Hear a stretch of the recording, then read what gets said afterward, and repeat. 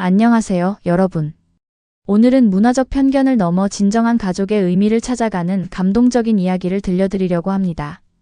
프랑스 파리의 소르본 대학에서 평생을 지식과 예술의 세계에 바친 교수 부부 에티엔과 마리. 그들의 딸 엘로디가 한국 국악에 매료되어 귀화를 결심하면서 시작된 가족의 갈등과 화해의 여정을 담았습니다. 다른 문화를 인정한다는 것과 자녀의 선택을 존중한다는 것의 의미를 되새기게 하는 이 사연은 국적과 문화를 초월한 진정한 집의 의미를 일깨워줄 것입니다. 엘리트 부부가 딸을 통해 한국 문화의 아름다움을 발견하고 자신들의 편견을 내려놓는 과정을 함께 경험해 보시죠. 그럼 오늘 사연 시작할게요. 먼저 구독, 좋아요, 알림 설정 부탁드려요. 다음 영상 제작에 크나큰 도움이 됩니다.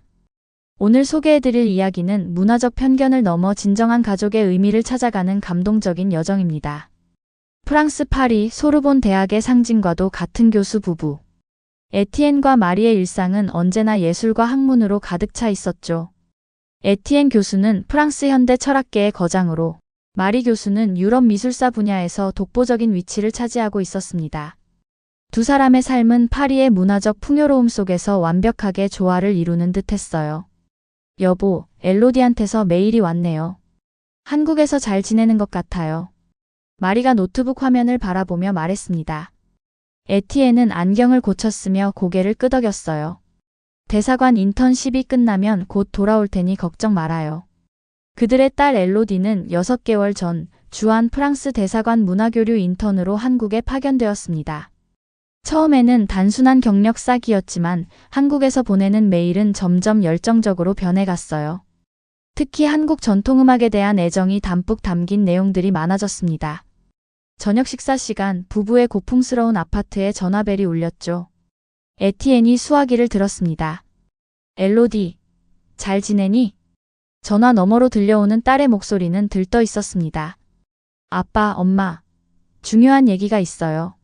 저 한국에 남기로 했어요. 국악을 배워서 세계 무대에 서고 싶어요. 이미 국립국악원 특별 프로그램에 지원했고 한국 국적도 취득할 계획이에요. 에티엔의 얼굴이 굳어졌어요. 무슨 소리니? 농담이겠지? 내 미래는 여기 파리에 있어. 소르본에서 박사학위를 받고. 아빠, 전 결심했어요. 여기서 진짜 제 모습을 찾았거든요. 국악이라는 음악을 통해 제가 표현하고 싶은 모든 것을 발견했어요. 마리가 다급히 전화를 받아들었습니다. 엘로디, 이건 일시적인 매력일 뿐이야. 한국은 잠시 방문하기에는 좋은 곳이겠지만 내 인생을 바칠 곳은 아니란다. 우리 가문이 전통이요? 엄마, 전통이 중요한 건 한국도 마찬가지예요. 오히려 더 깊고 아름다운 전통을 가진 나라라고요. 엘로디의 목소리에는 흔들림이 없었습니다. 에티엔이 다시 전화를 건네받았어요. 엘로디, 냉정하게 생각해보렴. 한국은 그래, 기술력은 있겠지. 하지만 문화적으로는. 그는 말을 고르고 있었습니다. 사실 에티엔과 마리에게 한국은 그저 아시아의 작은 나라, 경제적으로는 성공했을지 몰라도 문화적으로는 프랑스에 견줄 수 없는 하급 문화라는 편견이 있었죠. 아빠, 그런 편견을 가지고 있다니 믿을 수 없어요. 한국의 문화는 수천 년의 역사를 가지고 있어요. 제가 배우고 있는 국악은 서양 음악에서는 상상도 못할 깊이와 울림이 있답니다. 마리가 다시 전화를 받았습니다. 하지만 얘야, 내가 쌓아온 모든 것을. 파리의 음악원에서 배운 플루트는 어쩌고? 내 재능을 그렇게 낭비할 순 없어. 낭비가 아니에요, 엄마. 제 재능에 새로운 날개를 달아주는 거예요. 저는 국악기인 대금을 배우고 있어요. 플루트와 비슷하지만 전혀 다른 세계를 표현할 수 있죠. 이미 퓨전 국악단에서 제안도 받았어요. 세계 무대를 돌며 한국 음악의 아름다움을 알릴 거예요. 전화 너머로 긴 침묵이 흘렀습니다. 에티엔은 분노와 실망감에 손을 떨고 있었어요. 넌 우리를 실망시키고 있어. 이런 결정은 용납할 수 없다. 우리가 직접 한국에 가겠다. 네가 얼마나 큰 실수를 하려는지 깨닫게 해주마. 전화가 끊겼습니다. 에티엔과 마리는 서로를 바라보았어요. 그들의 눈에는 분노와 함께 두려움도 서려 있었습니다. 자신들이 완벽하게 설계했다고 생각한 딸의 인생이 눈앞에서 무너지는 것 같았거든요. 직접 가봐야겠어요. 한국이 뭐길래 우리 딸을 빼앗아가는지. 마리의 목소리는 단단했습니다. 에티엔은 고개를 끄덕였어요. 그래요. 한 달 정도면 충분할 거예요. 엘로디에게 현실을 깨닫게 해줍시다. 일주일 후 에티엔과 마리는 파리샤를 드골 공항에서 인천행 비행기에 올랐습니다. 12시간의 긴 비행 동안 그들은 한국에 대한 책을 펼쳐보기도 했지만 마음속 깊은 편견은 쉽게 지워지지 않았어요. 그들에게 한국은 여전히 이해할 수 없는 미지의 땅이었죠. 인천국제공항에 도착한 에티엔과 마리의 눈에 들어온 것은 상상했던 것과는 전혀 다른 광경이었습니다. 깨끗하고 현대적인 공항시설, 질서 정연하게 움직이는 사람들, 그리고 어디서나 느껴지는 효율성은 그들의 첫 번째 편견을 흔들어 놓았죠. 생각보다 인상적이네요. 에티엔이 작은 목소리로 말했습니다. 마리는 여전히 의심의 눈초리를 거두지 않았어요. 공항만 보고 판단하면 안 돼요. 실제 도시는 어떨지 봐야죠. 공항에서 서울로 향하는 길, 그들은 창밖으로 펼쳐지는 도시 풍경에 점점 더 놀라움을 감추지 못했습니다. 현대적인 빌딩 숲 사이로 보이는 고풍스러운 궁궐과 사찰들, 그리고 그 모든 것이 조화롭게 어우러진 모습은 상상했던 하급 문화의 도시와는 거리가 멀었죠. 저기 보세요, 저 궁궐은. 마리가 가리킨 곳에는 웅장한 경복궁이 햇빛을 받아 빛나고 있었습니다. 에티엔은 가이드북을 펼쳐보았어요. 조선시대의 정궁이네요. 14세기에 지어졌다고. 베르사유 궁전보다도 역사가 오래됐군요. 두 사람은 엘로디가 마련해준 한옥 스테이에 짐을 풀었습니다. 전통 가옥을 현대적으로 개조한 공간은 아늑하면서도 이국적인 매력이 넘쳤어요. 마룻바닥의 따스함, 창문으로 들어오는 부드러운 빛, 그리고 방 안을 채우는 은은한 한지의 질감까지. 모든 것이 새로웠죠. 엘로디는 언제 온대요? 마리가 물었습니다. 곧 온다고 했어요. 오늘은 국악원에서 특별 레슨이 있어서 조금 늦을 거래요. 저녁이 되어서야 엘로디가 도착했습니다. 파리를 떠날 때의 모습과는 사뭇 달랐어요. 한복은 아니었지만 한국적인 디자인의 옷을 입고 머리는 단정하게 묶어 올렸죠. 무엇보다 그녀의 눈빛에서 이전에는 보지 못했던 확신과 열정이 빛나고 있었습니다. 엄마, 아빠, 정말 반가워요. 엘로디는 부모를 껴안았습니다. 피곤하시죠? 내일부터 제가 한국을 소개해 드릴게요. 오늘은 푹 쉬세요. 에티엔은 딸의 변화된 모습에 말문이 막혔습니다. 기대했던 것처럼 설득할 수 있을 것 같지 않았어요. 마리도 비슷한 생각이었죠. 그들은 서로 눈빛을 교환했습니다. 생각보다 어려울 것 같아요. 다음 날 아침 엘로디는 부모를 국립국악원으로 데려갔습니다. 오늘은 제가 연습하는 모습을 보여드릴게요. 그리고 제 스승님도 만나보세요. 국립국악원의 연습실에서 에티엔과 마리는 처음으로 딸 엘로디가 대금을 연주하는 모습을 목격했습니다. 긴 대나무 악기에서 흘러나오는 소리는 처음에는 낯설었지만 점점 그 깊은 울림에 마음이 사로잡혔습니다. 특히 엘로디가 연주하는 청산도 절로 수우라는 산조는 자연의 소리를 닮아 있었죠. 바람이 휘몰아치다가 잔잔해지고 다시 솟구치는 듯한 선율은 말로 표현할 수 없는 감동을 주었어요. 놀랍군요. 에티엔은 자신도 모르게 중얼거렸습니다. 평생을 서양 클래식 음악의 세계에서 살아온 그에게 이런 새로운 음악적 표현은 충격적이었죠. 엘로디의 스승 박명주 명인이 다가왔습니다. 따님이 정말 놀라운 재능을 가졌습니다. 서양 음악의 기초가 있으면서도 국악의 정서를 이해하는 감수성이 특별해요. 저희도 많이 배우고 있답니다. 마리는 여전히 의구심을 품고 있었습니다. 하지만 이런 음악으로 세계 무대에 서기는 어렵지 않을까요? 플루트와 같은 보편적인 악기라면 모를까? 박명주 명인은 미소를 지었어요. 현재 국악은 세계로 나아가고 있습니다. 특히 엘로디 씨처럼 동서양의 음악을 아우르는 연주자들이 그 선봉에 서 있지요. 다음 주에 있을 국제음악 페스티벌에서 엘로디 씨의 솔로 무대가 있는데 한번 보시면 이해하실 거예요. 연습이 끝난 후 엘로디는 부모를 데리고 서울 곳곳을 돌아다녔습니다. 현대적인 강남의 빌딩 숲에서부터 북촌의 고즈넉한 한옥마을까지 서울의 다양한 모습을 보여주고 싶었던 거죠. 북촌의 작은 찻집에서 전통차를 마시며 에티엔은 조심스럽게 물었습니다. 엘로디, 정말 확신하는 거니? 이곳에서의 삶이 네가 원하는 삶이 맞는지? 엘로디의 눈빛은 단호했어요. 네, 아빠. 처음에는 저도 혼란스러웠어요. 하지만 국악을 배우면서 제 안에 늘 있었지만 표현하지 못했던 무언가를 발견했어요. 그리고 여기 한국 사람들, 그들의 정이라는 문화적 개념은 제게 큰 울림을 주었습니다. 마리가 끼어들었어요. 하지만 언어 장벽도 있고 문화적 차이도 큰데 정말 여기서 살아갈 수 있을까? 물론 쉽지는 않아요, 엄마. 하지만 그 어려움을 넘어서는 기쁨과 성취감이 있어요. 제가 발견한 이 새로운 세계를 포기할 수 없어요. 그날 저녁 호텔로 돌아오는 길에 에티엔과 마리는 묵묵히 걸었습니다. 딸의 눈빛에서 본 확신은 그들의 마음을 흔들어 놓았어요. 그들이 처음 생각했던 것처럼 단순한 반항이나 일시적인 매력이 아니었던 겁니다. 다음 날 엘로디는 부모를 특별한 장소로 안내했습니다. 국립극장에서 열리는 전통 혼례 재현 행사였습니다. 화려한 색의 한복을 입은 신랑과 신부, 엄숙하면서도 아름다운 의식, 그리고 그 모든 것을 둘러싼 깊은 의미에 에티엔과 마리는 점점 매료되기 시작했어요. 저도 이 행사에 참여하고 있어요. 제가 배우는 대금으로 혼례 음악을 연주하는 역할이죠.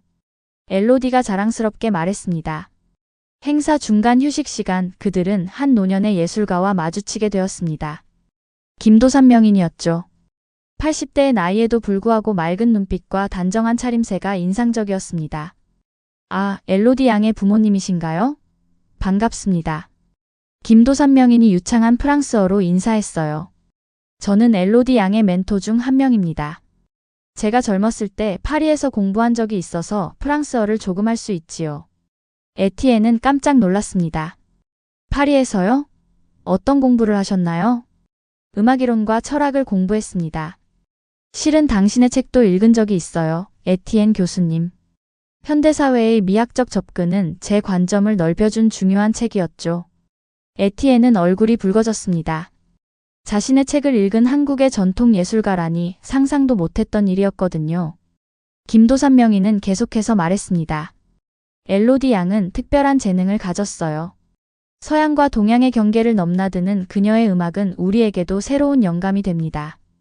다음 주 공연에서 보여줄 그녀의 크로스오버 작품은 정말 놀라울 거예요. 마리가 조심스럽게 물었습니다. 하지만 한국의 전통음악은 매우 다르잖아요. 우리 딸이 그것을 진정으로 이해할 수 있을까요? 김도삼 명인의 눈빛이 깊어졌어요. 음악에는 국경이 없습니다, 마리 교수님. 중요한 것은 마음으로 느끼는 것이지요. 엘로디 양은 이미 그 경계를 넘었습니다. 그녀가 연주할 때 우리 모두는 그녀가 한국인이 아니라는 사실을 잊어버립니다. 그저 아름다운 음악만이 존재하지요. 그날 저녁 엘로디는 부모를 한강변의 레스토랑으로 데려갔습니다. 서울의 야경이 한강에 반사되어 마치 별들이 강물 위에 떠있는 듯한 광경이 펼쳐졌습니다. 식사를 하면서 그들은 처음으로 진지한 대화를 나누기 시작했어요. 사실 처음에는 저도 두려웠어요. 엘로디가 조용히 말을 꺼냈습니다. 한국은 너무 멀고 언어도 다르고. 하지만 국악이라는 새로운 세계를 발견했을 때 제 인생의 방향이 바뀌었어요. 에티엔은 와인잔을 돌리며 생각에 잠겼습니다. 네가 정말 행복해 보이는 건 사실이구나. 하지만 파리의 모든 것을 포기한다는 건 포기가 아니에요, 아빠. 새로운 것을 얻는 거예요. 파리에서 배운 모든 것이 지금의 저를 만들었고 그걸 바탕으로 더 넓은 세계로 나아가는 거죠. 마리의 눈에 눈물이 고였습니다. 하지만 너무 멀잖니. 우리는 널 얼마나 보게 될까? 엘로디는 엄마의 손을 잡았어요. 요즘은 세계가 좁아졌잖아요. 화상통화도 있고 비행기도 있고. 그리고 언제든 파리에 갈 수도 있어요. 다만 제주 무대는 여기가 될 거예요. 그때 레스토랑의 작은 무대에서 음악 공연이 시작되었습니다. 젊은 음악가들이 전통악기와 서양악기를 함께 연주하는 퓨전 국악 공연이었어요.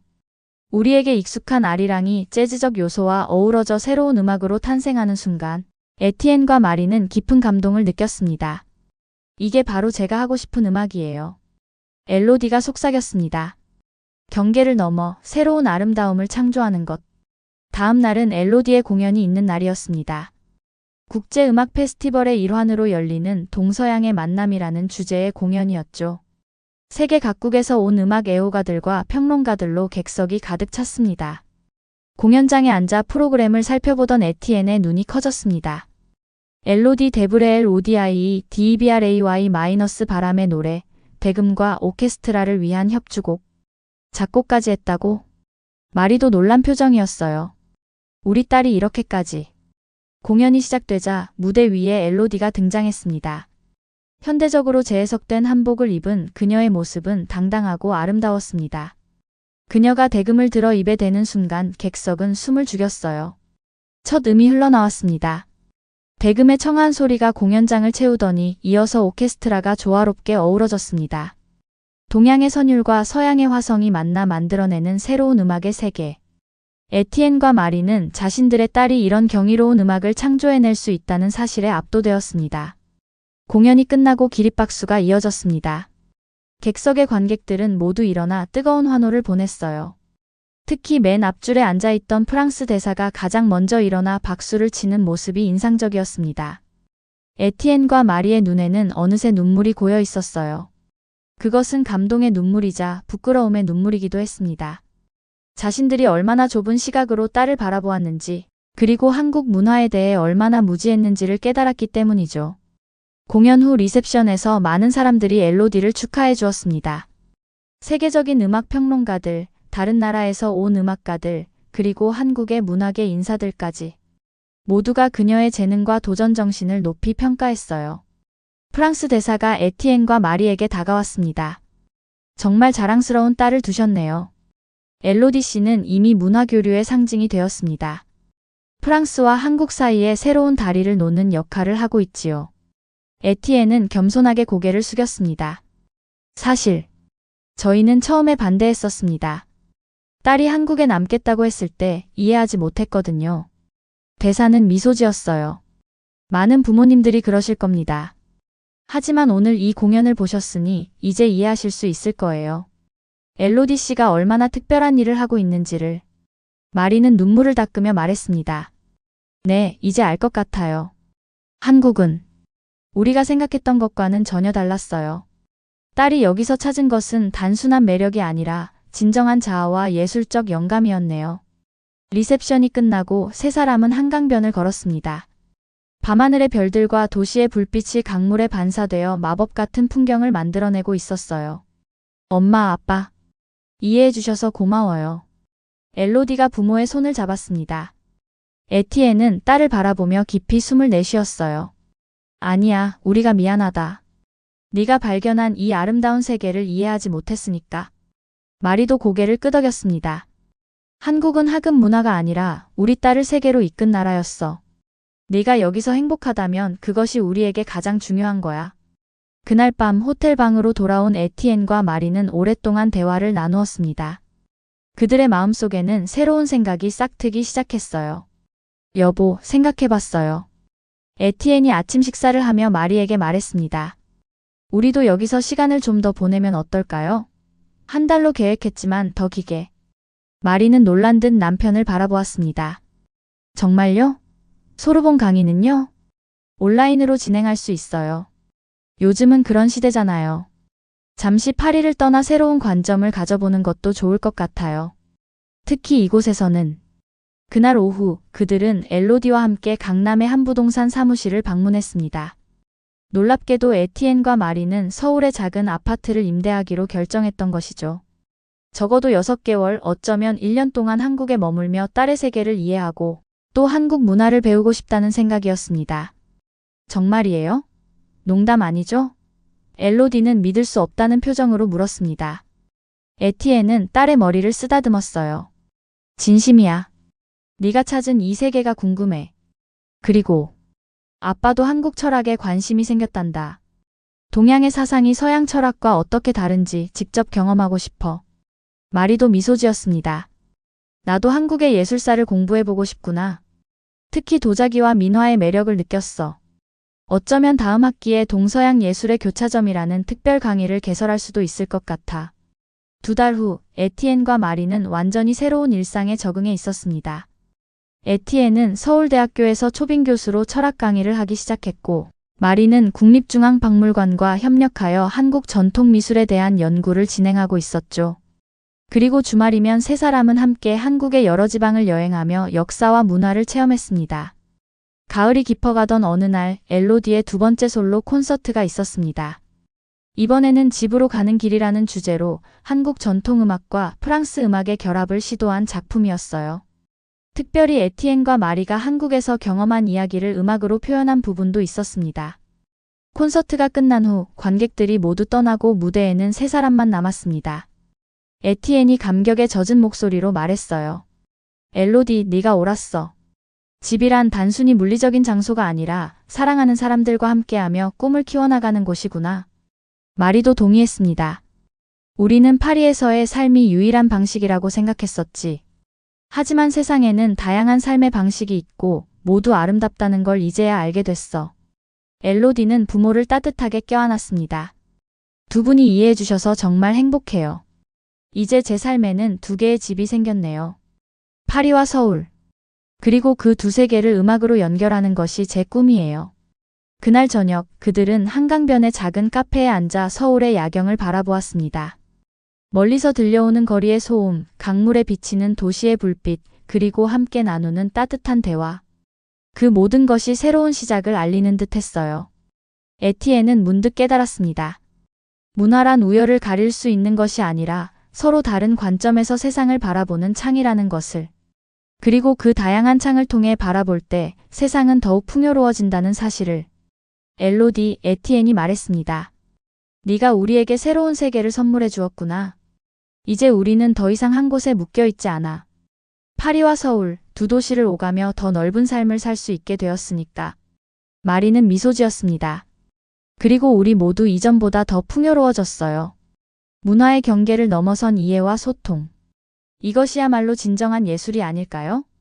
엘로디는 행복한 얼굴로 고개를 끄덕였습니다.